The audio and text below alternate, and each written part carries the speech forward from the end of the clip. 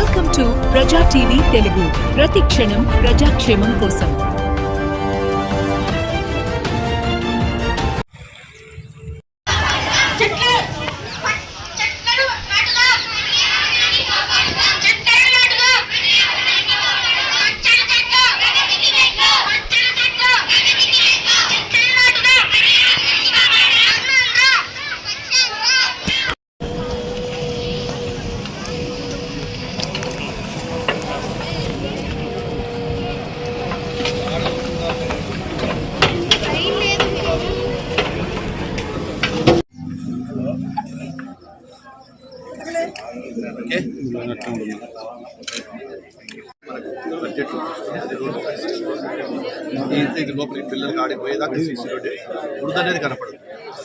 కేటాయిస్తానని నా వంతు కృషిగా స్వచ్ఛతా కార్యక్రమాల కొరకు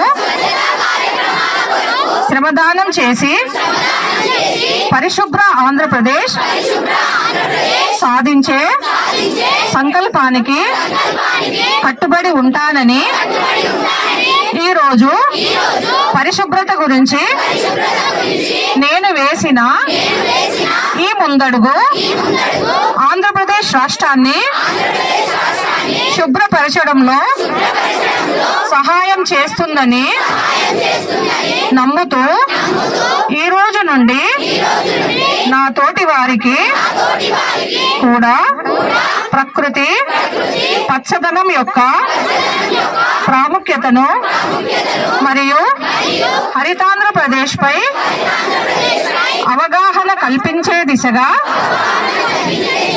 ప్రయత్నిస్తానని మన ఆంధ్రప్రదేశ్ ను స్వచ్ఛ ఆంధ్రప్రదేశ్ గా తీర్చిదిద్దేటట్లు నా వంతు కృషి చేస్తానని ప్రమాణం చేస్తున్నాను. అదేవిధంగా మన ఉప ముఖ్యమంత్రి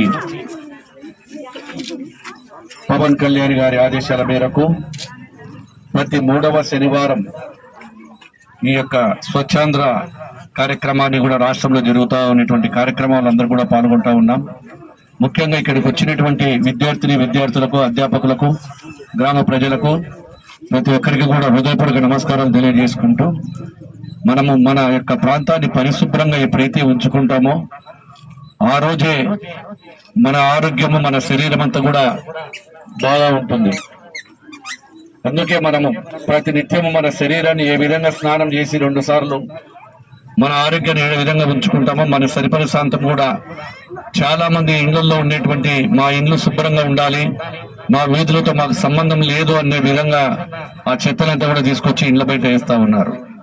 దాని వలన ఆరోగ్యం పాడవడమే కాకుండా అనారోగ్యంతో కూడా ఈ దోమలు ఎక్కువైపోయి తర్వాత అక్కడికి వచ్చినటువంటి పందులు, కుక్కలు వచ్చి అవన్నీ కూడా తీయడం వల్ల అనారోగ్యం పాలవుతున్నారు.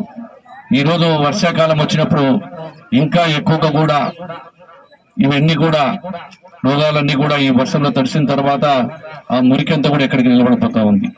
ముఖ్యంగా ప్లాస్టిక్ లేని రహితంగా మనం రాష్ట్రాన్ని మార్చుకోవాలి.